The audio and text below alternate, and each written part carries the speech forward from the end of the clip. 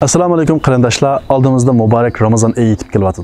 Biz har yili Ramazon oyida sizlarning huzuringizga har xil darsliklarni sunib kelyotgan edik. Endi biz bu yili sizlarning huzuringizga Qur'on qissalari nomli yurishlik darslarimizni sunamiz. Qur'on Karimda ilgari o'tgan ummatlar, büyük padişahlar ve devletlerin tarixleri bayan kılındı. Bu tarixler tarixli bo'lib qolmasdan, uning ichiga bizlar uchun nurg'unlagan dars va ibrat yushirilgan hikmat xazinasi. Shuning uchun Qur'ondagi qissalarga qandaqdir bir tarix sifatida muomala qilmasdan, uning ustida to'xtalib mulohiza qilish va uning ichiga yushirilgan dars va ibratlarni qizib chiqishimiz kerak. Chunki Alloh taolo Qur'on Karimda laqad kana fi qasasihim ibratan li ulil albab. Ularning qissalarida, ya'ni Qur'onda bayon qilgan Qur'on qissalarida nurg'unlagan ibratlar, darslar bor deydi.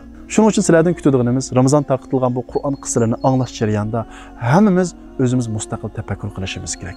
Ve şu tarixda o'tgan şu zalimlar qanday halak bo'ldi, ularning zulmga uchragan mazlumlar, o zulmga uchragan vaqtida o zulm imtihonidan qanday qilib o'tdi, nima ishlarga diqqat qildi, bunga diqqat qilishimiz kerak. Chunki Qur'on Karimda o voqealikning bayon qilinishi dal bizning ulardan ibrat olishimiz va ular tushgan xatolarga tushmasligimiz uchundir. Alloh taolo hammamizni bu Qur'on qissalari nomli darsimizning manfaat og'ili va uning ichiga yushirilgan ibrat va darslarni og'ili nasib qilsin. İnşallah Ramazonda ko'rishaylik.